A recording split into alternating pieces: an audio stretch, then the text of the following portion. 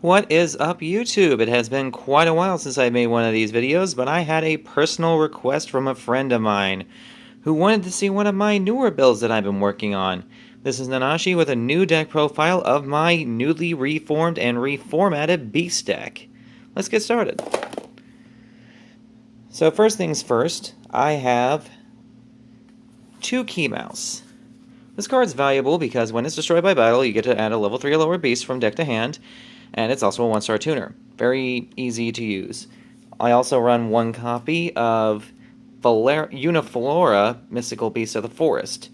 If all the monsters in my grave are beast type, and this deck is 100% pure beast, I contribute it, special summon a beast from my hand or grave, except itself, but it cannot attack that turn. Don't quite understand the restriction, but I'm not complaining. Next we have 3 copies of Baby Raccoon Ponpoko. Yes, this deck runs a few of the Raccoon cards, but that does not make it a Raccoon deck. I don't care what anyone says. But yeah, when this one's normal summon, you special summon a level 2 beast from your deck and face down defense. And I have a few different targets that I can go with, not just the other Raccoon, who, speaking of which, I only run 2 of.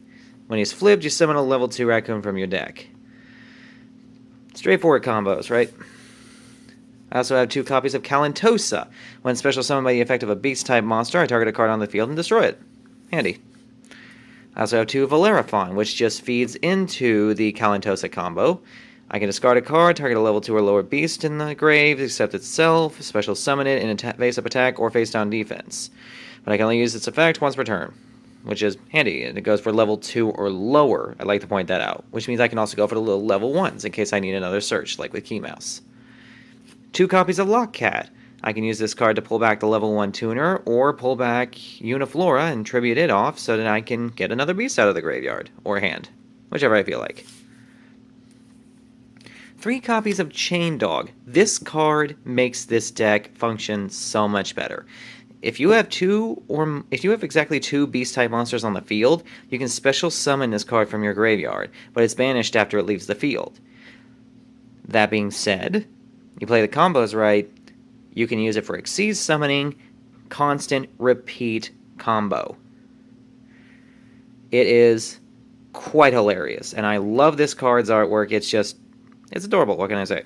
Anyways, I also run 1 copy of Super Nimble Mega Hamster. Only 1 because, well, I tried it with 3 and 2, it didn't work. But when it's flipped, you special summon a level 3 or lower beast from your deck and face down defense. It feeds into all the little level 2 and lower guys because the level 3 that I run is, well, it's kind of pointless to set it now, isn't it? 3 copies of Egotistical Ape. This card makes it so easy to play this deck. It can't be normal summoned or set. You have to special summon it by discarding a beast from your hand, and when it's special summoned this way, I can also increase or decrease its level by the level of the set monster. I don't necessarily have to, but it's good to do, because this deck can synchro into just about anything in its extra deck very easily. And 2 of a card I've been working with for a while, Behemoth, the King of All Animals. When he's normal summoned, you can tribute 1 or 2 monsters, and if you tribute the 1, he goes down to 2000 attack, but he stays level 7, which actually feeds pretty well into Egotistical Ape, especially if you get rid of a Chain Dog to the graveyard, which puts 2 monsters on the field. Anyways, after it's successfully tribute summoned, depending on how many tributes you offered for it in the first place, you get to call that many beasts back from the graveyard to your hand, which means, oh look at that, you can reuse Egotistical Ape if you wanted to. Funny. 3 copies of Ayer's Rock Sunrise. This card breaks the deck, quite frankly. Target a beast in the grave, special summon it, and if you do, all face-up attack monsters your opponent controls lose 200 attack for each beast, plant, and wing beast in the graveyard. You can only play once per turn, but I'm not going to lie, this deck craps beasts into the grave. It is literally a diarrhea deck. It is hilarious how fast they get in the graveyard. Usually with my opening move, I end up with no less than 3 in the grave. 2 MST, of course. I'm starting to see more Pendulum play. I was actually debating on 3, but I think 2 is fine for now. And 3 copies of Obedience School. Yes, again, I know it seems like it's a different version of the Raccoon deck, but I assure you, I don't just go for the Raccoons with this card. Not that anybody could. This makes it easy to play. And there are some specific synchros that this card makes it very easy to get out, and actually do really well with. Into the traps, standard bottomless, 3 copies of my draw engine and damage step tide turner, Horn of the Phantom Beast. Equip it to a beast or beast warrior. It gains 800, and when that monster destroys an opponent's monster in battle, which it most of the time will when you play this card, you get to draw a card. It's quite good. 2 copies of Memory Loss. I am loving this card even more than I originally did with my original decks.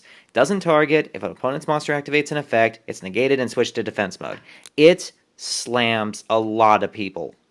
With it not being able to target, that means it even freaking stops that new Magispector deck. Well, okay, not new anymore technically, but you get the point. Or at least one of their cards. Obligatory Mirror Force, obligatory Torrential, and obligatory Vanities. I run that in every deck now. For the side, I have another Uniflora, I have another Baby Raccoon, I have another Logcat, I have 2 more Super Nimbles, just in case I change my mind, and 3 copies of Closed Forest. This only really helps me against decks like Cosmo and high-powered beatdown decks. Boosts all my beast monsters by 100 for each monster in my grave, and like I said, this deck craps its monsters into the graveyard really quickly, so it's handy. And I have 2 Dark Hole, only because I don't have any Raigeki right now, and 2 Terraforming, which, makes sense, since I have 3 Closed Forest. Plus 1 Compulsory, just in case, and 2 Fiendish Chain, in case, well, the other one doesn't exactly work out for me, sadly. For my extra deck, this is where things get a little fun. Thunder Unicorn. Beast and 1/1 on-tuners. You can decrease opponent's monster's attack by 500 for each monster you control. And it is a targeting effect, but it's pretty good. 2200, 5-star, easy to pull with this deck. Now, the big piece in here is the Naturia Beast. Still waiting on my other copy, but for right now I have a proxy. This card is the easiest card to get out in this deck, in my opinion, second to Thunder Unicorn. But it's usually the first one you go for if you can. This card is the reason this deck actually stands up to Pei. I have legitimately beaten Pei in my local tournaments, thanks to this card and a couple others. But yeah, Earth Tuner, 1 more non-tuner Earths, which they all are Earth, ironically enough, without even trying. And, mill 2 to negate a spell, which just feeds into the grave effects. 2 Voltic Bicorn, 2500 attack, 7-star, Beast Tuner, 1 more non-tuners. If it's destroyed by battle or card effect from your opponent, well, both players mill 7, which again just feeds it. It just gets better and better. Lightning Tricorn. If it's destroyed by battle or card effect, sent to the grave, I get back either Thunder Unicorn or a Voltic Bicorn. It's a loop. Naturia Leodrake. It's a 3000 beat stick. Yeah. Leo, the Keeper of the Sacred Tree. I pull him out quite often thanks to Egotistical. And he hates on anything that targets. But yeah, he's generic. 1 tuner, 1 more non. 10-star, you all know what he does. And yeah, that one's super. 2 number 64 Ronin Raccoon Sandayu. 2 level 2s, which you saw there's plenty. Can't be destroyed by battle or card effects if you control another beast type. And once returned, detach a material, special summon a token, with attack points equal to the highest attacking monster on the field. Quite handy during your return. And if you were to use that card in combo with, say, Closed Forest, your monster would practically be guaranteed to always be stronger. 2 Sky Pegasus. One of the only 2 Xyz monsters that I run in the deck. 2 level 4s, attach a material, target a monster your opponent controls, destroy it unless your opponent pays 1,000 life points. This makes your opponent have to think a little bit, and, well, needless to say, a lot of decks don't really require you to think about your moves. But this changes that a little bit, and I think it's fun when they actually come across a dilemma that they do not really want to go into. Granted, it targets, but it's still fun. And 3 copies of Diamond Direwolf. This is another one of my favorite cards. Very easy to pull out with this deck thanks to the Chain Dog loop, and I will show you that in a little bit. But, 2 level 4s, attach a material from this card, target a beast, beast warrior, or winged beast, and one other card on the field, destroy them both. Again, I have a proxy, but it's only because I'm waiting for the other one to come in the mail. Now, as far as this fun little combo I keep talking about, my favorite variant of the combo basically works like this. All you need in your hand is a copy of Lockcat, and in your graveyard you essentially want to have all 3 Chain Dogs and your Uniflora, which is not hard to do in this deck, given the way this deck puts itself in the graveyard so fast. So, what you want to do, summon Lockcat. You also may want to have at least one level 1 monster in your graveyard to use off a Lockcat, of course. Uniflora is the best choice. So you summon back Uniflora. Its effect's negated, but you can still activate it and put it in the graveyard, so that gets around that. Oh, and look at that. You have 2 Beast monsters, so you get Chain Dog. Activating Uniflora's effect gives you back Chain Dog. Then you want to Xyz summon them into a Diamond Direwolf. Oh, and look at that. You have 2 beasts. Detach. Target Lockcat and an opponent's card. They both get popped. Oh, and look at that. Chain Dog. Overlay it into another one. It's an easy way to get 2 of these out, and if you play your cards correctly, no pun intended, you can actually get even more of this combo out. It's nearly infinite and nearly endless use. You don't even have to go for Diamond Dire. You can also go for Sky Pegasus if you're pushing for game.